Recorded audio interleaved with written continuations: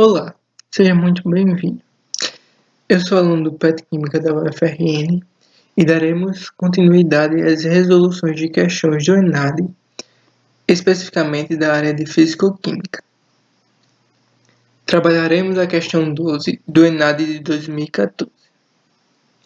Bom, a questão 12 traz para a gente que a equação dos gases ideais é válida para todos os gases em pressões suficientemente baixas, sendo válida somente quando P tende a zero. Quando a pressão de uma certa quantidade de gás é elevada, surgem desvios na equação do gás ideal. Consequentemente, os gases reais possuem propriedades diferentes das preditas pela lei dos gases ideais. Uma das melhores maneiras de mostrar esse desvio é medir o fator de compressibilidade Z. O gráfico PV sobre RT, em função da pressão, mostra a variação experimental de Z para vários gases. Então, esse é o gráfico que a questão traz para a gente, certo? Bom, sobre o comportamento dos gases nos gráficos acima, avalie as afirmações a seguir. Bom, a gente vai trabalhar as afirmações já. Vamos deixá-la em stand-by. E, primeiramente, a gente vai dar uma olhadinha no que devemos saber para poder resolver essa questão. Bom, ela é uma questão que traz um comparativo sobre os gases ideais e os gases reais. No modelo de estudo dos gases ideais, a gente não contabilizava as interações intermoleculares, porque naquele tempo, quando se houve o estudo desse sistema considerado como ideal, não havia ainda as predições dessas interações. E para facilitar o cálculo, o volume do gás era desprezível porque matematicamente ficava inviável resolver-se considerando o volume do gás. Esse sistema difere do estudo dos gases ideais porque agora a gente parte de um princípio que há interações intermoleculares e que o volume do gás que ocupa aquele recipiente é não nulo. Ele vai contabilizar sim para o estudo. Só uma relembrada para a equação dos gases ideais que a gente considera que é a pressão vezes volume igual ao número de mol vezes a constante vezes a temperatura. A gente tem que lembrar um pouquinho dela porque ela é trabalhada de uma maneira com um acréscimo de um fator para corrigir essas não considerações aqui, certo? Então, antes disso, a gente vai trabalhar um pouquinho dos gases reais, certo? Bom, os gases reais, eles exibem desvios em relação aos gases ideais. Esses desvios são considerados devido a considerar que o volume não nulo das moléculas, elas possuem volume, e há interações intermoleculares que podem acontecer de duas maneiras, que são de formas repulsivas, e isso contribui para a expansão do gás, ou de maneira atrativa, que contribui para a compressão, certo? Bom, o fator de compressibilidade, que é o acréscimo a mais na equação do gás ideal, ele é uma medida de desvio da idealidade. Então aí a gente vai considerar aqueles fatores de volume não nulo e interações intermoleculares, certo? E ele é considerado, sua letra que representa, no caso, é a letra Z. E ela é igual ao volume molar sobre o volume molar ideal. Fazendo as manipulações de equações, onde a gente trabalha com PV igual a nRT, certo? Se a gente pegar o número de mols e passar a dividir no volume, e a pressão que antes estava nesse membro passar dividindo, a gente chega à seguinte equação. E se substituirmos Essas duas expressões, a gente chega a essa daqui, onde a pressão vezes o volume molar é igual a constante vezes a temperatura vezes o fator de compressibilidade. Se a gente se atentar e considerar que o volume molar seja o mesmo que o volume molar ideal, nosso Z iria a 1 e ela voltaria ao que a gente estuda nos gases ideais. Então, dentro do nosso sistema de estudo dos gases reais, a gente tem aqui a equação do gás ideal. Então, isso daqui é só um fator que vai corrigir as não considerações de interações intermoleculares e volume molar não nulo, certo? Bom, se a gente for resolver matematicamente essa equação, a gente pode chegar a duas conclusões. Que o Z seria menor que 1 ou que o Z é maior que 1. A terceira conclusão é que o Z é igual a 1 e a gente já trabalhou, certo? Mas quando o Z é menor que 1, isso se dá pelo volume molar ser menor que o volume molar ideal. Matematicamente, se a gente comparar, né? Se esse valor daqui for menor que esse, a tendência é que ele seja um valor menor do que 1. E se é menor do que 1, as forças que predominam ali no sistema são as atrativas. Isso porque as moléculas teriam mais contatos entre elas por estar num sistema mais reduzido, se a gente pode dizer assim. Já quando Z é menor que 1, quando Z é maior do que 1, o volume molar é maior do que o volume molar ideal. Matematicamente, se a gente voltar aqui para a equação, se esse termo aqui do numerador for bem maior ou maior do que o volume molar ideal, isso teria influência, se a gente fosse imaginar o sistema, de que as moléculas teriam menos contato entre elas. Elas estariam mais distantes uma das outras, por o volume ser maior, certo? Então, as forças que predominariam ali seriam as forças repulsivas. Note que aqui se chama predominar, certo? No sistema onde predomina forças atrativas, também vai haver forças repulsivas, só que em menor escala. Do mesmo jeito, é para esse sistema aqui. Vão predominar-se forças repulsivas, só que a força atrativa também vai existir ali, só que com a menor intensidade. Bom, agora vamos dar uma olhadinha no gráfico que a questão traz para a gente. Vamos analisar um pouquinho dele, certo? Ele é um gráfico que trabalha o fator de compressibilidade, que pode ser definido por essa racionalização aqui de PV sobre RT, em decorrência do aumento da pressão, certo? Então, a gente tem o seguinte comportamento aqui, descrito pelo gráfico dos seguintes gases, certo?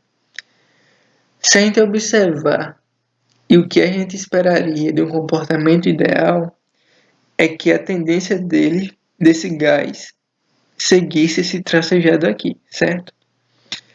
Mas não é bem assim. O gás, com o aumento da pressão, ele tem alguns desvios desse sistema considerado ideal. Note aqui que eles vão se comportar de maneira diferente e pelas definições, certo? De Z maior do que 1 e Z menor do que 1, a gente pode definir que quando Z é menor do que 1, esses gases aqui, com o aumento da pressão, estão com a predominância de forças atrativas, certo? Já quando Z é maior do que 1, o gás se comporta de uma maneira real, diferente, que é regido pelas forças repulsivas, certo? Então, esse gráfico traz para a gente que, pelo sistema do gás ideal, a tendência era seguir essa linha tracejada. Só que se a gente verificar o aumento da pressão, esse gás, ou esses gases no caso, eles têm um comportamento diferente daquele previsto pelo gás ideal, e daí se precisou se acrescentar um termo, que é o fator de compressibilidade, para determinar esse desvio, certo? Que a gente vê aqui ó, que o fator de compressibilidade interfere. Na verdade, a pressão interfere e isso resulta num determinado fator de compressibilidade. Então, vamos agora analisar as afirmativas uma por uma. Bom, para nossa primeira afirmativa, temos que os gases desviam-se do valor de Z igual a 1 quando a pressão aumenta, comportando-se como os gases reais. Então, se a gente voltar lá novamente no nosso gráfico, se a gente considerar que Z é igual a 1, pela equação do gás ideal, ele seguiria esse tracejado. Mas não é bem assim. Se a gente for analisar o aumento da pressão, aqui ó, o aumento da pressão, especificamente aqui, nessa faixa, a gente nota que ele não se comporta de maneira ideal. Ele vai ter desvio, que é bem descrito aqui nessa afirmativa. Então, apesar de que aqui no começo, quando a pressão está bem tendendo a zero, ele teria um comportamento ideal. Só que aqui ele está afirmando sobre o desvio de acordo com o aumento da pressão. Então, com o aumento da pressão, ele desvia sim do fator de compressibilidade igual a 1. Certo? Então, essa primeira afirmativa está correta. Nossa segunda afirmativa traz que os desvios de comportamento ideal podem ser relacionados à existência de interações intermoleculares. Lembrando lá daquela introdução que a gente fez, né? No sistema de estudo dos gases ideais, eles não consideravam interações intermoleculares inicialmente porque eles não conheciam tanto sobre a existência disso. Ele vai ser trabalhado mais com Van der Waals mais à frente, anos à frente. E isso para eles não interferia muito porque o gás que eles trabalhavam eram em pressões baixas. Então não tinha tantas interações intermoleculares que interferiria ali e o cálculo não teria uma margem de erro tão grande. Mas o desvio do comportamento ideal devemos sim relacionar à existência de interações intermoleculares, porque se temos forças atrativas ou repulsivas, os gases vão se comportar de maneira diferente, certo? Então aqui, com o desvio do comportamento ideal, está relacionado sim às interações intermoleculares. Então essa afirmativa está correta. Bom, nossa terceira afirmativa traz que nos gases que estão sob condições de pressão e temperaturas tais que Z é menor que 1, as repulsões são mais importantes que as atrações intermoleculares. Que a gente tem que analisar se o Z é menor que 1, de fato as repulsões são as mais importantes, são as que predominam. E aí a gente vai ter que recorrer àquela equação que vai relacionar o volume molar com o volume molar ideal, que vai determinar o Z. Então, com um volume molar relacionado ao volume molar ideal, sendo eles o volume molar menor do que o volume molar ideal, a gente teria aí o sistema com Z menor do que 1. Só que o sistema com Z menor que 1, o que predomina ali são forças atrativas e não repulsivas, como a afirmativa traz. Porque ali, em um sistema onde o volume molar é menor, a tendência é que as moléculas estariam interagindo mais uma com a outra, e o que predomina ali seriam forças atrativas. lembre-se bem que a gente está falando de predominância. Vai existir forças repulsivas? Vai. Só que elas não são as mais importantes como as afirmativas, como a afirmativa traz, né? Pela análise da equação, o que predomina ali são forças atrativas. Porque, lembrando, com um volume molar menor, tendências que as moléculas se encontrem em um sistema que propicie elas interagirem mais uma com a outra, e isso é característica de forças atrativas. Então, a terceira afirmativa está incorreta. Para a nossa quarta afirmativa, ela traz a seguinte enunciado. Para alguns gases reais, nos quais as atrações intermoleculares são muito fracas, Z sempre é maior do que 1. Bom, novamente, recorrendo a essa equação, aí lembra que o volume molar, sendo maior do que o volume molar ideal, nós teríamos, ou temos, que o Z é maior do que 1. Matematicamente, porque esse valor é maior do que esse, isso daí seria um valor maior do que 1.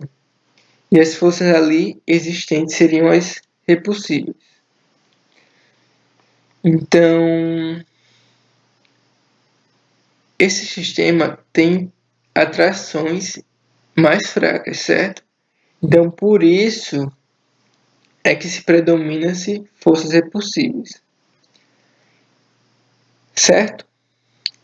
A nossa quarta afirmativa também está correta, porque as atrações intermoleculares são mais fracas. Então, se elas são mais fracas, o que predomina ali são forças repulsivas. Logicamente, o Z é maior do que 1. E só relembrando aqui um pouquinho do gráfico, né? Para a gente considerar isso, nota aqui que quando o Z é maior do que 1, a tendência é que tenha um distanciamento entre as moléculas, elas terão menos contato uma com a outra, e isso pode ser verificado aqui no gráfico também. Bom, e aí agora a gente pode concluir qual a letra que vai definir a questão, de acordo com as afirmativas, né? A primeira ela estava correta, a segunda também, a quarta está incorreta, porque o que predomina aqui, o que é mais importante, não são forças repulsivas e sim atrativas. Então a terceira está errada e a quarta afirmativa está correta. Então a gente pode afirmar que a letra D está correta e assim a gente resolveu a questão. Espero que vocês tenham aproveitado bem, tenham esclarecido algumas dúvidas sobre essa questão. Aqui se encontram nossas redes sociais para contato. Tenham um bom estudo, aproveitem bem essas resoluções de questões de nada e façam uma boa prova. Boa sorte para todos.